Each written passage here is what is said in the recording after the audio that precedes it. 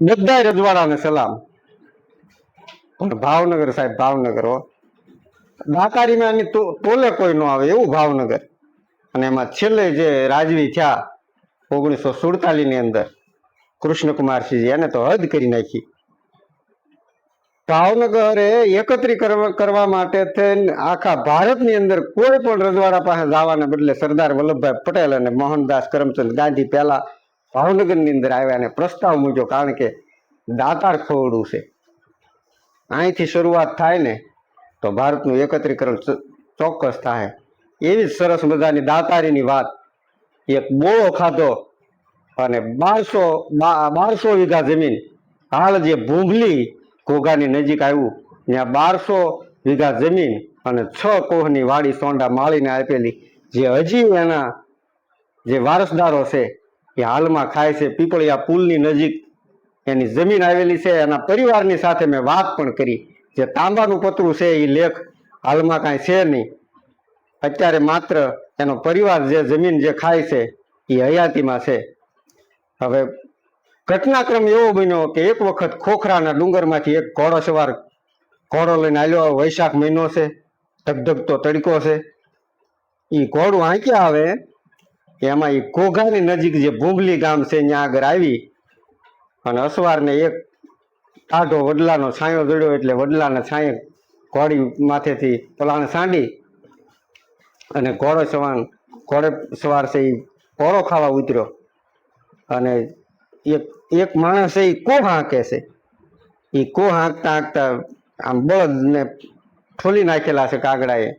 અને કોહની એવી જર્જરિત આલીશ છે કે એકો ને એક ઉપર કાણા છે કે જે કોહ બહાર આવે ને તો એક ખોબો એક પાણી માઇન બહાર આવે એવી જર્જરિત હાલતમાં છે. બહુ ગરીબ ખેડૂત. એ અસવારની નજીક આવીને પૂછ્યું કે ક્યાં રહેવા ભાઈ? તે કે રહેવા તો ભાવનગર. તે કે તો સિપાહી હશો? તે કે હા છે, એ તો સિપાહી. એલા કે તમારા રાજાને એક ઠપકો દેવો છે. રાજા રાજકાજ કરવામાંથી ને મૃગ્યા ખેલવામાંથી ને કાંઈ નવરા થાય છે કે નથી થતા? તે કે હું છું કે તમારો રાજા નમક હરામ છે કે નમક હલાલ છે કે? અરે પણ હું છું એ વાત તો કરો કે. અરે ભલા માણસ કે ખેડૂના ઘરમાં ખાવા ધાન નથી રહેવા દીધું, કાંઈ નથી રહેવા દીધું. આ જુઓ મારી હાલત કેવી ખરાબ થઈ. અરે ભલા માણસ. પછી તડકાનો અસવાર થાકેલો એટલે વાતું ચીતું કરી અને પછી કીધું, ભાવનગરના મહારાજ પોતે જ હતા પણ ઓલા સોંડા માળીને એ ખબર નહોતી. એટલે કીધું કાંઈ ખાવાનું છે કે નહીં? તે કે ખાવાનું તો ભાઈ છે ને, કે ભૂખ્યા થયા લાગો કે? હા ભૂખ્યા થયા છે. અને એ વખતના સમયમાં બોળો નામનું એવું રાંધવામાં આવતું. એટલે ઘઉંનું ભરેલું થૂલું હોય એને છાશમાં નાખી અને રાંધીને ઉપર મીઠું ભમરાવીને ખાય. અને ઉનાળાનો વૈશાખ મહિનાનો તડકો એટલે એ ટાઢા વડલાની ઉપરની ડાળે ટીંગાડેલું પવનમાં નવી તાજી દોણી. એટલે એ તાજી દોણીમાં એવું સરસ મજાનું શીતળ થયેલું એ બોળો. અને સોંડા માળે કીધું કે હા ભાઈ ખાવાનું પડ્યું છે. ઉતાર્યું અને એક પડિયો ભરીને દીધો. તે દી તો કાંઈ વાસણ નહીં એટલે પડિયામાં દીધું. અને પછી એક પડિયો ખાધો અને ભાઈ જુવાનને ટાઢક થવા માંડી.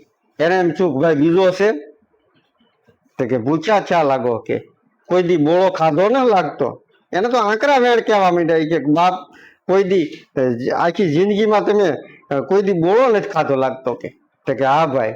એ બીજો પડ્યો. એમ કરતા કરતા આખી દોણી ખવડાવી દીધી. અને પછી ટાઢો પર છો એટલે અસવાર ઘોડા માથે પલાણ થઈને નીકળ્યો અને કીધું કે ભાઈ તમારું નામ શું? તો કે મારું નામ સોંડો માળીને એ ખીચામાં જે ડાયરી હતી ડાયરીમાંથી ટાંક મારી અને ગામ કયું? તે કે ગામ ભૂંભલી. અને સોંડા માળીને શંકા પડી. એ કીધું કે હું આ તમે નામ લખવા માંડ્યા છો? તે કે બસ કાંઈ નહીં, તો તમારી ઓળખાણ હાટું ક્યારેક ભાવનગર આવો તો ઓળખાણ હોય તો કાયમ આવે. અરે ભલા માણસ કે ભગવાન અમને કોઈ દી જિંદગીમાં ભાવનગર ન બતાવે. ત્યાં શું કામ છે? તમારી જેવા સપાડા આવીને અમને 2 ઠોહા મારીને વેઠ કરાવે કે અરે ભલામણા એવું થોડું હોય. એમ કરીને અસવાર તો નીકળી ગયો. અને પછી એને બીજો દિવસ એ બળદ તરેલામાં નાખ્યા, વરત લીધો, કોહ લીધો અને એ પાછો પોતાની વાડીએ સોંડો હાલી નીકળ્યો. ત્યાં 2 હથિયારબંધ જુવાન આવ્યા અને કીધું કે સોંડો માળી કોણ? તે સોંડા માળી કીધું હું સોંડો માળી પોતે જ તે કે એમ ભાવનગર તેડાવ્યા તમને. અને સોંડા માળીના રામ રમી ગયા હો. એને એમ થયું કે ઓહો કાલે બોલા જે સિપાહીને મેં ગાળું દીધી ને એને ભાવનગર ઠાકોર સાહેબને જઈને કહી દીધું એટલે આજ મારું હવે પૂરું.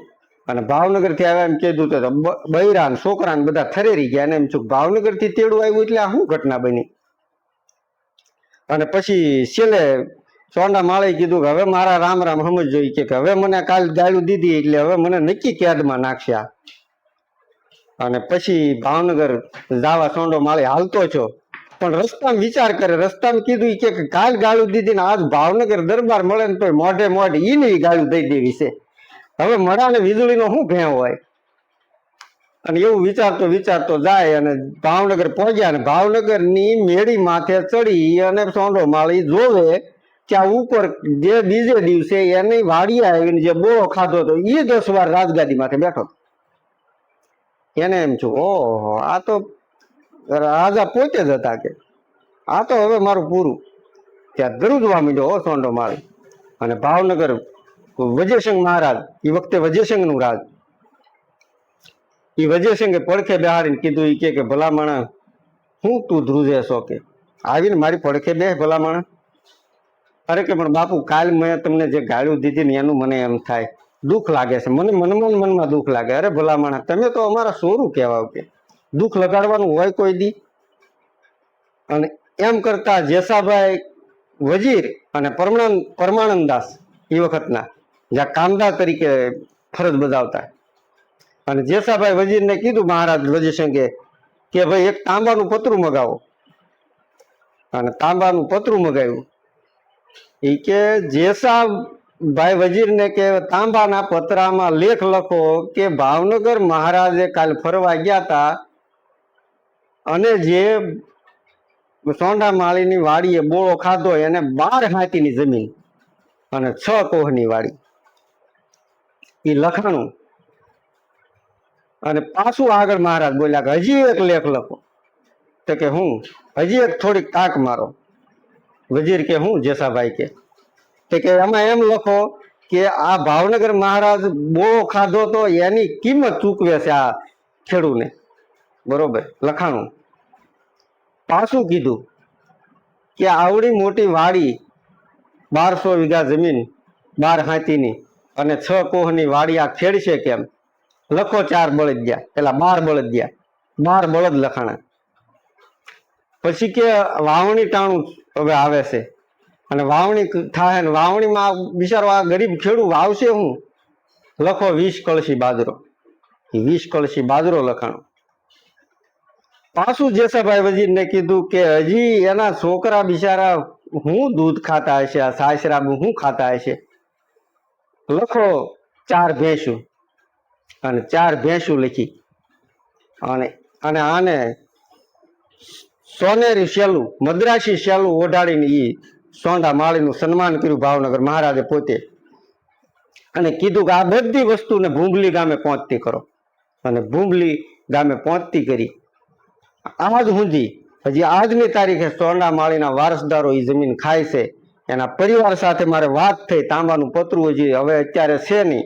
એ લેખે મળતો નથી અને બીજું કોઈ પુરાવો નથી. પણ એના વારસદારોના 100 સભ્યોનું કુટુંબ છે હાલમાં જે અત્યારે ભૂંબલી ગામે રહે છે. અને આવો દાતાર રાજવી. દાતારીમાં ભાવનગરની તોલે કોઈ ન આવે. અને પછી સમય જાતા એક વખત એવી ઘટના બની કે વજયસંઘ મહારાજ એકવાર ઘોડો લઈને જાય. એમાં ઘોડો મોલ હોપટ આમ સીધું કેળે નીકળવાને બદલે આડબીડ નાખ્યો. ગામ તો સમઢિયાળા કરીને છે પણ ભાવનગરમાં સમઢિયાળા એક બે હશે, એટલે બીજું કયું સમઢિયાળા છે હજી ખ્યાલમાં આવતું નથી, પણ દિહોરની નજીક સમઢિયાળા છે એટલે કદાચ એ હોઈ શકે. પણ ઈ આડબીડ નાખ્યું ને એમાં એક ડોશીમાં રાડ નાખી તાણીને કે એ રોયા કે ક્યાં ભાવ ઘોડું હાલ્યું જાય વચમાં નાખે છો, તે કે આ મારો મોલ કસરાઈ જાય તને ખબર નથી પડતી, તો કે હું ભાવનગરનો સિપાહી છું હો ડોશીમાં, ધ્યાન રાખજો, પકડીને જેલમાં નાખશું. અને ડોશીમાં એ જવાબ આપ્યો ને ઈ સાંભળવા જેવો છે. ડોશીમાએ કીધું કે ઠાકોર વજેસંગના રાજમાં કોની તેવડ છે કે અમને પકડીને જેલમાં નાખે, ને પછી મનોમન ભાવનગર વજેસંગ દરબાર છે ને વિચાર કરવા માંડ્યા, ઓહો મારી પ્રજા કેટલી બધી નીડર છે અને મેં કેટલી બધી નીડર બનાવી છે કે મારી ઉપર એટલો બધો વિશ્વાસ મૂકે કે ઠાકોર વજેસંગનું રાજ હોય તો કોના બાપની તેવડ છે કે અમને કેદમાં નાખે. આવી સરસ મજાની ઘટના ભાવનગરના આંગણે બનેલી, અને આવી સરસ મજાની ઘટના સાંભળવા માટે મારી ચેનલ સોરઠનો શણગાર છે અને લાઈક શેર અને સબસ્ક્રાઇબ કરજો. હવે કેટલી અજાયની વાતો છે કે જે કાળના પેટમાં દટાઈ ગઈ, એ છતાંય તમારી સામે આજ મને મોકો મળ્યો છે આ સોશિયલ મીડિયાના માધ્યમનો, એટલે હું તમારી સામે ઉજાગર જરૂર કરીશ. જેટલી બને એટલી વાર્તાઓ, જેટલી સત્ય ઘટનાઓ મને મળશે એ બધી સમય તમારી સામે રજૂ કરીશ. સૌને જય માતાજી.